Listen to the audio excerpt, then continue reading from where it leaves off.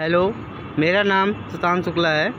मैं कैमरामैन और मेरे साथ बाला साहेब कुमठेकर हैं। आज की लाइन रहेगी कि राइटिंग के मामले में आप क्या जनता को, क्या पब्लिक को आप बताना चाहते हैं कि हैंड राइटिंग कैसी होनी चाहिए जिससे आपकी लाइफ में कुछ चेंज हो सके या कुछ हो सके। अब इसी तरह मैंने सवाल पूछा है, तब उसका जवाब अब बाला साहेब कुमठेकर ने देने वाले हैं। चलते हैं उनके पास। ये सवाल तो बहुत लोगों का है, बहुत स्टूडेंट का है। ये बहुत अच्छा सवाल है। तो इसका जवाब ये है, मेरे हिसाब से मेरे एक स्ट्रैटेजी है जिस पे हम काम करते हैं, हमारी टीम और मैं काम करता हूँ। तो हैंड राइटिंग ना गर्ल हैंड राइटिंग, तो गर्ल हैंड राइटिंग बोले ना तो स्पेलिंग ऐसा आता है GURL ऐसा, बराबर। जी का मतलब है गुड हैंड राइटिंग। थोड़ा बोल करो, चलते हैं। अब गर्ल हैंड राइटिंग ऐसा बोल रहा हूँ, तो इसका मतलब है, और स्पेलिंग देखा जाए तो ये होता है GURL। तो जी का मतलब है गुड हैंड राइटिंग। जैसे कि हम किसी का हैंड राइटिंग देखते हैं ना, तो बोलते क्या हैंड राइटिंग है ये यार, कितने अच्छे हैंड राइटिंग है ना, कितने मोती जैसे अक्षर है उसके, कितना अच्छा लिखता है यार। ऐसे अलग अलग कमेंट आते हैं। तो वो हैंड राइटिंग रहती कैसी है एक्चुअली, अट्रैक्टिव हैंड राइटिंग होगी तो उसमें ना ऐसा पूरा लाइन में लिखा हुआ रहता है, कुछ ज़्यादा ना कम, पूरी लाइन में रहता है। गोल कौन से वो सर्कल में रहता है, जैसे कि तमिल भाषा है, गुजराती भाषा है, ऐसे गोल जिसमें ज़्यादा सर्कल का यूज़ होता है ना, वो थोड़ा अट्रैक्टिव रहता है। और अभी हम बोल रहे हैं गुड हैंड राइटिंग के बारे में, बराबर। तो गुड हैंड राइटिंग बोले तो नीट एंड क्लीन होनी चाहिए। और दूसरा है गर्ल में यू आता है, इसका मतलब है यूनिक हैंड राइटिंग। तो यूनिक हैंड राइटिंग क्यों बोला जाता है मालूम है? एक आदमी की हैंड राइटिंग दूसरे आदमी से कभी नहीं मिलती, वो अलग रहती है। इसका मतलब ये है कि हर एक की हैंड राइटिंग अलग होती है। बोले तो हैंड राइटिंग यूनिक होनी चाहिए। और तीसरा वर्ड है आर, इसका मतलब है कि रीडेबल होना चाहिए। एक हैंड राइटिंग रीडेबल होनी चाहिए, तभी तो कोई जब वो पढ़ेगा ना तो उसमें रीड करने लायक होनी चाहिए। वो हैंड राइटिंग ना पढ़ने योग्य होनी चाहिए, उसको रीडेबल हैंड राइटिंग बोलते हैं। और चौथा वर्ड है हमारा GURL वाला, तो लास्ट का L, लेजिबल हैंड राइटिंग होनी चाहिए। लेजिबल इसका मतलब है कि जो ग्राफोलॉजी के हिसाब से हैंड राइटिंग एनालिसिस करके जो भी एनालिसिस बोलता है कि ये चेंजेस करनी चाहिए तुम्हारे, तो वैसे वाले हैंड राइटिंग। तो ग्राफोलॉजी के हिसाब से लिखी गई राइटिंग को लेजिबल हैंड राइटिंग कहते हैं। तो ये हुआ कि एक्चुअली हैंड राइटिंग कैसी होनी चाहिए, इस सवाल का जवाब। तो कुछ और कंटिन्यू कीजिए सर, बताते रहिए कि सवाल तो ठीक है ये आपने जो बताया है, उसके आगे अगर किसी को प्रेरित करना है तो उसके लिए कोई नोटबुक या कुछ होता है। जैसे आजकल इंटरनेट में आजकल देखो तो प्रचार होता है कि राइटिंग के लिए वो मैजिक बुक लीजिए, क्या वो है? देखो चलो तो ना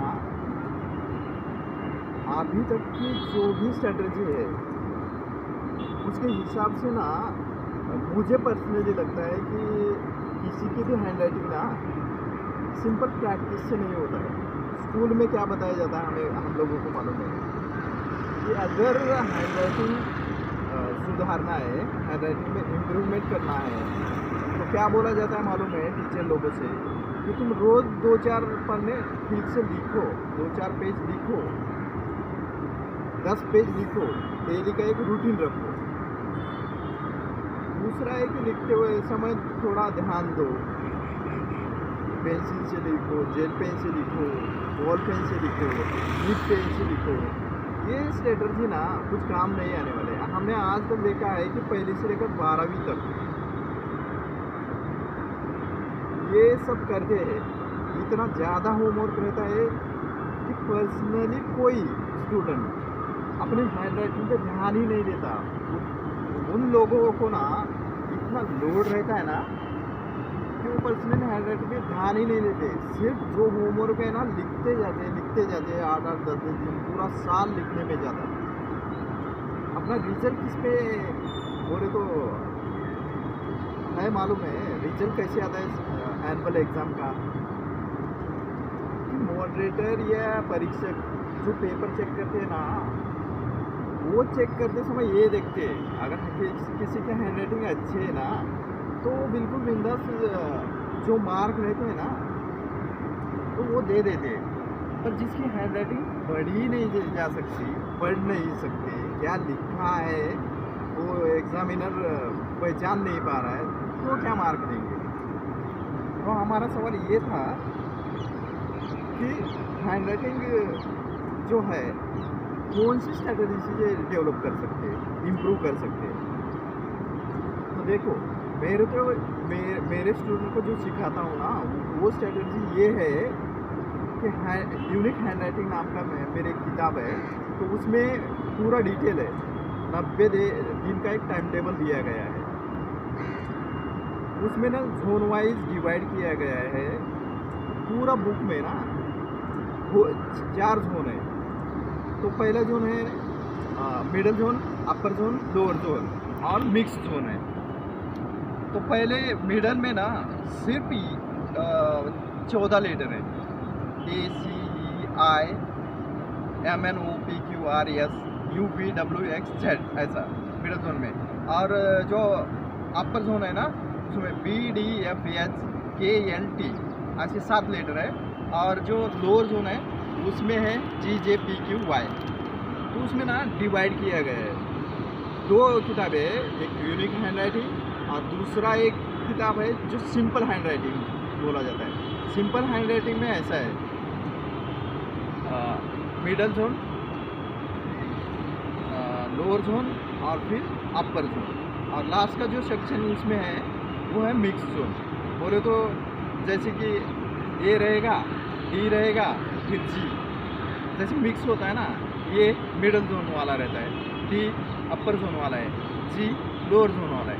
ऐसे मिक्स बनना टोटल उस पूरी किताब में ना 1,06,000 वर्ड का पूरा कैटेगराइज किया है, जोन वाइज किया है, उसके डिजिट वाइज बोले तो 2 लेटर का वर्ड, 3 लेटर का वर्ड, 4 लेटर का वर्ड, 5 लेटर का वर्ड, 6 लेटर का वर्ड।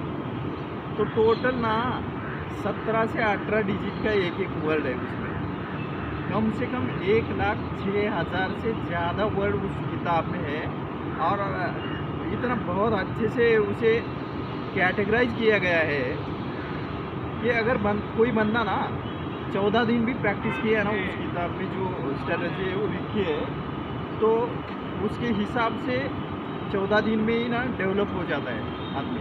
और दूसरे एक मुझे स्ट्रैटेजी बताना है, अभी बात निकली है तो फोरेस्ट स्ट्रैटेजी बोलते हैं उसे। तो उस स्ट्रैटेजी में क्या है मालूम है, 4S स्ट्रैटेजी। तो उसमें ना पहला आता है स्लैंट, जो कि मैं इससे पहले के वीडियो में बोला हूँ। अगर बैक साइड में झुका हुआ है तो बैक साइड वाला जो है ना वो एक स्ट्रेट लेटर रहता है और दूसरा राइट साइड में झुका हुआ लेटर। तो वो स्लैंट के हिसाब से ना हम ट्रीट करते हैं उसको, गाइडेंस करते हैं उस स्टूडेंट को कि एक्चुअली होना क्या चाहिए। जैसे कि हम अगर कहीं पे टाइप कर रहे हैं, कुछ PDF बना रहे हैं ना, तो उसमें एक ऑप्शन रहता है मालूम है, बोल्ड इटैलिक का। तो इटैलिक आगे झुका हुआ लेटर रहता है, तो उसके हिसाब से स्लैंट के आधार पर ये स्ट्रैटेजी में स्लैंट स्ट्रैटेजी आती है। और दूसरा है अक्षरों का, लेटर का अल्फ़ाबेट जो है ना 26 अल्फ़ाबेट, उसके साइज़ के हिसाब से कोई आदमी बड़ा लिखता है, बड़ी बड़ी राइटिंग होती है, कोई आदमी छोटा रहता है। जिसकी छोटी रहती है ना वो इतना डिटेल और कोई भी काम ना बहुत अच्छे तरीके से करता है। बड़ा थोड़ा फ्रैंकली रहता है जो भी बड़ी राइटिंग है, और उसमें स्पष्ट दिखता है जो भी वो काम करेगा ना वो पूरी दुनिया को दिखाई पड़ता है। तो इसकी स्ट्रैटेजी पता नहीं चलती, सिर्फ छोटी राइटिंग होती है। तो साइज के हिसाब से ये हो गया दूसरा यस। और तीसरा यस है कि हर एक वर्ड में जब लिखते हैं ना तो कितना स्पेस दिया है हर एक लेटर के बाद, हर एक वर्ड में कितना स्पेस दिया है हर एक लेटर के बाद।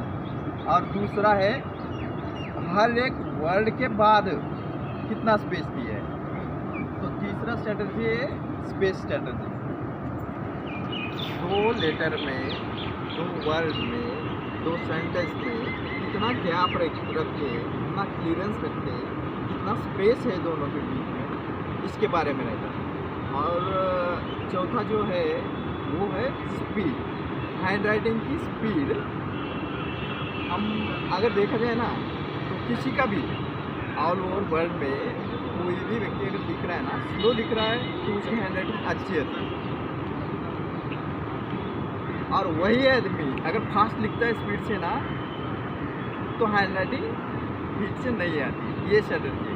तो हम लोग ना पहले स्लो प्रैक्टिस करवा के लेते हैं, पहले हैंड राइटिंग के एनालिसिस के आधार पर उसका एक एक लेटर डेवलप करते हैं, और बाद में फिर तो देखो ना कैमरा इधर उधर जाएगा, मैं हूँ कि तो लास्ट में ना बोले 90 दिन की जो स्ट्रैटेजी है ना, 30 दिन लेजिबल हैंड राइटिंग, स्पेस उसका देखना है, हैंड राइटिंग लेटर की साइज देखनी है, इस पर काम करते हैं पहले 30 दिन।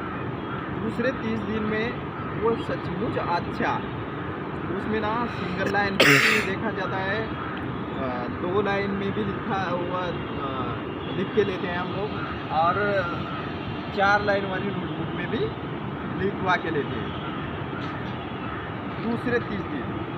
और जो तीसरा जो सेक्शन है ना उसमें है ना हम ये जो 1,06,000 वर्ड है ना, तो वो पूरे 30 दिन में ना कंप्लीट करवा के लेते हैं। उसमें ना डोमिनोज इफेक्ट के आधार पर वो स्ट्रैटेजी बनाई गई है कि हर एक बोले तो पहले दिन अगर 100 किए हैं ना तो दूसरे दिन 150, उसके बाद फिर जो 150 है ना उसमें आधा बढ़ेगा, उसमें से बोले तो 75 वर्ड बनेगा। ऐसा बढ़ते बढ़ते जाएंगे, कम से कम लास्ट के दिन में 14वें दिन में ना तुम्हें कम से कम 17,000 वर्ड एक ही दिन में लिखना है। तो इस स्ट्रैटेजी से ना बहुत सारे ऐसे रिजल्ट है कि बहुत अमेजिंग रिजल्ट आए कि उनकी हैंड राइटिंग भी इम्प्रूव होती है और उनकी स्पीड भी बनती है और वो नीट और क्लीन भी रहती है। तो आज का वीडियो हम यहीं पे स्टॉप करेंगे। मैं सुशांत शुक्ला के साथ फिर से 16 तारीख के बाद और एक बड़ा एपिसोड लेके आऊँगा। Thank you.